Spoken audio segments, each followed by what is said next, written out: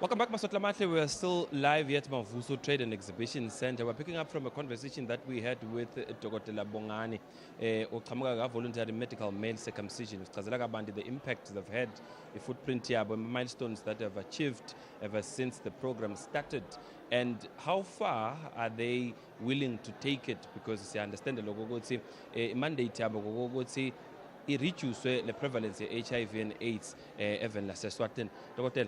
Welcome back. Okay, welcome back to. Let us pick it up from the conversation that we had. Nipusha advocacy, my communities, and impact lessenayo ni bonile, and tiko letembilo nisita kakhulu mnyaka wa 2020 2021 in advocating for voluntary medical male circumcision from being doctor-led to nurse-led. Yes. For someone who wants to know the difference there. Okay. Just break it down for us. Oh, okay. Nasingakhumbula kahle masiqala ishow yethu sithe it's voluntary medical male circumcision. Lokusho ukuthi you go there voluntarily, but then it's done medically. So it's a medical male circumcision. Lokusho ukuthi yenziwa with a trained medical person. Yeah. So over the years it has only been done by doctors. Lokusho ukuthi bekungudokotela lobekenda email circumcision, of course being supported by bonus, but nyalo sesithi we have trained nurses lasebakhona nako ukusoka, and we are still going to train more nurses lasebakhona ukusoka. So lokuthi sithi it's a nurse led, lokusho sesithi nyalo sekutawuba bonus labagijima embili bende the actual male circumcision, of which vele bonus bayakwati kwenda lokho, but nyalo sesiba trainile because we trained doctors. So nyalo sesitraina bonus. Why are we training nurses? Nyalo ukuthi sibuka i-sustainability abe sithi bodokotela kuphela bangakanani bodokotela lesinabo la, and then mase sithi sekutakwendiwa nabo nurse sesithi yonke i-facility sifuna kugcina ukuthi yonke i-clinic lena nurse ikhona ku-offerisha le service. So ngiko sesithi is nurse led. Singakhumbula nakuma-ARVs noma ku-treatment ye-HIV saqala kwaba ngidokotela kuphela lo initiate umuntu ka-HIV ku-treatment, but sagcina sesithi nurse led at initiation, lokusho ukuthi nabo nurse sebangacala baqale umuntu emaphilisini watesta HIV positive sebangacala emaphilisini. So nanyalo sithi invoter yatesta HIV negative sayikhanza ukuthi ayikakasoka nurse sekangavela ayisoke, but ke semancane lama clinic la siyakhona sena 13 currently, but then sifuna kuphusha ukuthi ekugcineni wonke lo 200 and something wema clinic la khona la kaNgwane agcina i-offerisha le service. Kule program yenu ya 2021 2023 ngitholile lokho ukuthi you have trained over 400 wema healthcare workers in terms of quality control, assurance, monitoring and evaluation. Tell us more about that and impact lebenayo ku community yonke at large. Okay, must train lama healthcare workers, because the healthcare workers we are talking about is not just doctors and nurses. We also look at other cadres in terms of quality, in terms of hygiene, because khona nema cleaners la khona na kumele ukuthi siwatrain, because if you are cleaner we procedure room lapho kutawendiwa khona le procedure, there are certain rules and regulations that you need to follow. So kufanele ukuthi sibatrain bonke labantu labo, siphinde sitrain ema-mobilizers ethu, what we call community mobilizers. So sithi labo ngilala bahamba bayele kuma-facilities bakufike bakhulumise le ndoda for the first time, bakhulumise lo babe noma lo mfana laba longakasoka. So kumele ukuthi the information labayikhiphayo, the messages labawakhiphayo kube ma-messages angangeke bese seka ayayi-degrade le service lesiyendako. So sitraina bonke labantu labo. In terms of quality ngisho nje ukuthi Eswatini is one of the countries la lidako in terms of equality male circumcision, and asikake thina as a country saba na what we call major adverse events, ukuthi umuntu usosokile maybe sekunenkinga kule ndvuku noma sekwendeka no. The only adverse events lesiba nawo thina ngilokuthi ukhanze ukuthi usoke namuhla sokhala ngebleeding ukuthi yathi sengopha kakhulu usheshe uthi sinale toll free line yethu ya 2030 uyashaya sifike la ukhona sizame ukukusotha nabe uyakhona ku esibhedlela ute esibhedlela. So asikake nje saba ne-major adverse events of which other countries la ngakaqinisa indzabeni equality ukhanza ukuthi sebanayo le banema-major adverse events. Dokotela ngifuna singene kabanti endzabeni ye-circumcision. We're looking at ukuthi nivakashele ama-communities and there are families involved Yes. in the circumcision. At what age can parents start to talk about circumcision? Okay, one of the things that because we've been circumcising sicala ku age 10, kuya besina 10 to 14, Yeah. and then 15 and above, and then sekuna what we call neonatal male circumcision.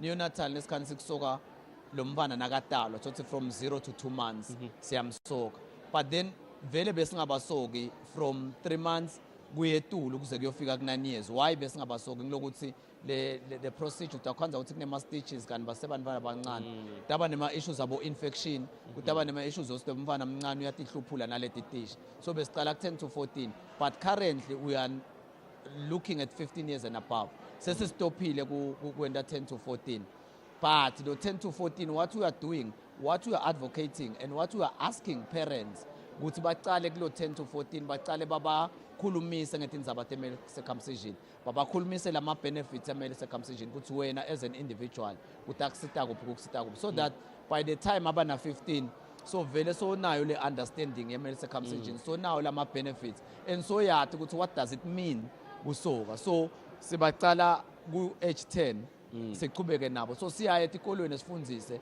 and then labo laseba eligible bese siyabathatha sesiyahamba nabo sobasoka, and la lokhanza ukuthi then lona 15 usakonsenthelwa ngumntali, usayidzinga le consent yemntali 15 16, but those are above 16 ukhanza ukuthi soyathi consente, but sifuna bacale u10 kuya ku 14 babakhulumise so that nabafika ku 15 seba ready for kusoka. Ngiyajabulela ukuthi sithinza yona endzaba ye-parenting. I had a question and I want you to elaborate. Ngifilile ukuthi uyithinzile indzaba yokuthi can parents of a newborn consent on behalf of the child and decide ukuthi wethu umfana sicela ukuthi abe circumcised? Okay, so yes, what we usually do sengilokuthi currently bese si slow on advocating kuma neonatal, but we want to push it as a country now. What we usually do ukuthi while lo maka se pregnant sinako lokubakhulumisa ukuthi yathi nangabe kutakwendeka ukuthi uthola umfana lo ngomfana kungaba kahle ukuthi umsoke, what are the benefits ukuthi lo mfana umsoka sesemncane, ukhanza ukuthi akadzingine kusitishwa umfana nakamncane and kulula nalokuphola kwakhe asesemncane and nalama chances okuthola tifo nawusoke early usengakabi sexually active, because what we have seen ukuthi naba lokhanza ukuthi vele sosoka so sexually active, especially umuntu ukhanza ukuthi uhlala nana partner wakhe, it becomes difficult lokuthi utawudzinga support lenkulu ya partner because utawukhanza ukuthi ezasachubeka utawugcina sekakhanza so yakufuna lokulala ngoba yinvo la idayele lokulala, And because you said it takes 6 weeks it takes 6 weeks and for a man ukhanza ukuthi kulabanye 6 weeks imncane, but umuntu lohlala nemuntu la endlini ukhanza ukuthi 6 weeks ulukhuni kakhulu, so sidzinga le support. So ngale ke sidzinga ukuthi make abuyele ekhaya ayokhuluma nababe ukuthi yatini kunebantu baka health labafike bakhuluma nathi indzaba nathi tekusoka, bengingajabula ukuthi siconsider kufana nemjovo. Umjovo nasitogoma abantwana you consent for lo mjovo lo mfana akathi consentele akathi nawungathi buka esandleni wajova kadzeni ukuthi bojova in even today ungakhanza ukuthi awat, but lo mntali so it fits for you ukuthi uthathe lo mjovo lo sokuprotecta namuhla ukuthi kunetifo lo ungasatithola. Ngiyabonga kakhulu dokotela. Ngifuna ukuthi ngiyajabulela ukuthi uthinze indaba ye support from family level. Yes. And sengifuna ukuthi singene kini nyalo the kind of support that you guys offer, because level as Eswatini the diverse lo munye utayidzinga le support community level, yes, but from a health worker, someone who's a professional, yes. What kind of support does you Okay, when we do male circumcision, we don't just look at male circumcision as healthcare workers. We talk men's health masikhuluma nge-circumcision, lokusho ukuthi once you take the service awusagcini lokuthi lamtholampilo awuseteli le-male circumcision, le support loyitholako ngaphandle kwale support through the healing process, because kunale support through the healing process ukuthi after 2 days kumele uthi stock review asibuke ukuthi ukuphi that support, and siphinde sikhulume ngetindzaba tekuthi kumele uqale nini kulala, and siphinde siqhubeke sikubuke after 7 days siqhubeke until the 6 weeks sikubuka ukuthi uphola kahle apart from lokuphola sesikhulumisa ke tindzaba nyalo te-men's health there are a lot of things we talk about ama-issues abo prostate cancer we talk about ama-issues abo erectile dysfunction uyabona because most men ukhanza ukuthi banema-issues nabo erectile dysfunction and men they don't talk kanti masesihleli phasi ugcina wakha le relationship nami as a healthcare worker because lokunye lokhanza ukuthi kwenda ukuthi emadvodza ukhanza ukuthi awasaperform kahle in terms of sexual activities akusiko nekuthi uyagula lo muntu ukhanza ukuthi akagula ukhanza ukuthi those are stress related issues so ku-psychological ngalokuthi ke awukhoni ukukhuluma nalama because kuthi indvodza lecabanga ukuthi yona ayiperform nalengaperform dokotela ngifuna singene kule ndzaba le i-advocacy niyiphusha kangakanani nini for men to have ama-conversations amongst men and sinasibuka le ndzaba ye-psychosocial support ukuthi madoda ayadzinga ukuthi abe nato letigungu lapho khona khulumisana bese sekufika nama-professionals lati awuyithinza le ndzaba ngoba uchaza yona nje ukuthi erectile dysfunction ayisiki ukuthi mhlawumbe sekukhona kugula tsite it's psychological. Exactly. Elaborate on that. Okay, so what we have done thina selitiko letembili kunalama centers lesinawo la lesithi thina ngilasuka khona for example kuna selithemba lethu la kumathapha lapho khona sesithi ngichakaza nya bekungulithemba lethu itolo kune male wellness embabane those are lapha mawuya ngaka UN exactly lama centers nakubomathanjeni lendas kwalavumisa nakhona sinawo those centers akusiwe ama-centers ekusoka kuphela ngema-centers where we talk men's issues and then siphinze sithi emadvodza lahlangene la nihlangene khona nimadvodza sibiteni sitoyikhulumisa leti ndzaba because njengoba ngisho emakhaya achithekile hayi ngoba niyagula but because you don't talk lokunye ukhanda ukuthi sitafike sithi shintsha i-diet yakho lokunye sitafike sithi manje because for i-blood flow unathe mandi kakhulu trainer at least zama kwehla la motweni ngoba ngihamba ngemoto kakhulu wehle emotweni ungena emsebentini uphuma emsebentini ungena emotweni kude lesikhathi se-exercise so kufome nje uthi le blood circulation itobakala ukhanza ukuthi sikusita ngendvo lese-express utawuthi ungena endlini yenvodza ukhanza indvodza ibukele ama-highlights e-Arsenal leyadlala last week akusiye ama-highlights usaba kuya ngale uyabona into lesitayilungisa lesingayilungisa ukhona labadzinga medication we'll talk about medication lapho khona kudzingeke khona but most of the things I promise you tinto lesingatilungisa masinyane asihlanganeni simadvodza sikhulume inkinga sikhuluma singena njani kuze sifike let's get into the heart of it exactly ngiko ngithi mina we are there call us setikhulumise letindzaba and two once wathatha lama services aka health ungagcini lokuta lapha emtholampilo especially the wellness clinic just identify your healthcare worker lotawukhuluma nayo nangabe usaba ukukhuluma ne-female we have male nurses nyalo lotofika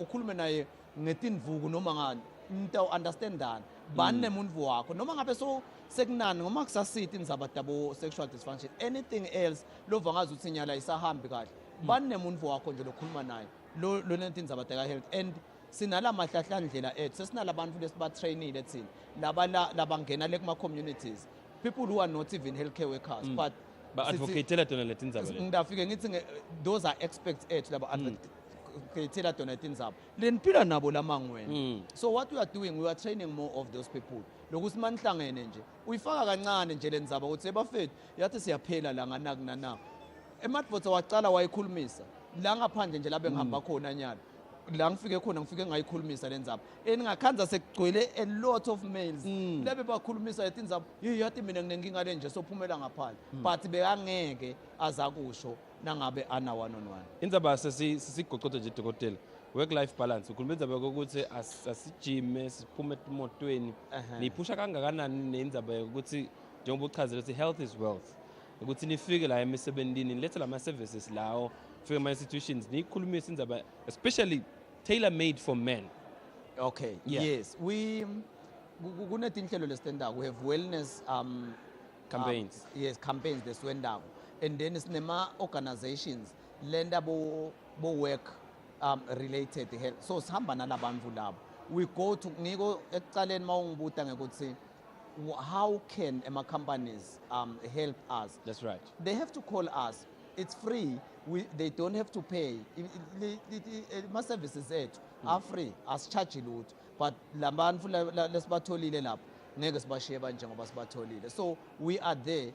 They just have to communicate with the implementing partners that now communicate with Minister of Health, and then we'll be doing it. Kunengidokotela lesingakukhulumisa ngidokotela Bongani Masango suka lapha Minister of Health voluntary medical male circumcision. I've learned a lot and bayathola nitholakala kuphi dokotela sesihamba Nangabe ufuna thine nangabe kaManzini kuna Georgetown lokhona eManzini Lubombo, nangabe useshiselweni kuna sitting Aspire ngeEkpav, but ithine Jhpiego utasithola ema-ofisini ngenhla kweHilton sitabe silapho. Litiko letempilo ke bayati bantu ukuthi sitholakala everywhere. sisemavuso sive semaswati sikhusate eside ku-stand sen Ngicela bete ku hall 2 batafike babone kubhaliwe tindzaba taka-Jhpiego, ngilapho khona sitafike sibakhulumise khona. Sebaningi labafikile sahamba, labanye sibathetha sayobasonga, labanye sesibasetile batawufika emakhaya ukhanze ukuthi indlela la basebenta ngayo ayisafanani, sibasetile abavele ngale. Dokotela, thank you so much for your time. Ngazeke masatla bahle besikhulumisa tona tindzaba te-health voluntary medical male circumcision. Satsenza ngale tindzaba te-psychosocial support ukuthi how important is it for tisebenzi ukuthi emisebenzini tikhusatane todwa, especially men. Males, we have said we don't talk, and from this conversation after it, we're going to do a lot of talking. Masatla mahle, National Emergency Response Council on HIV and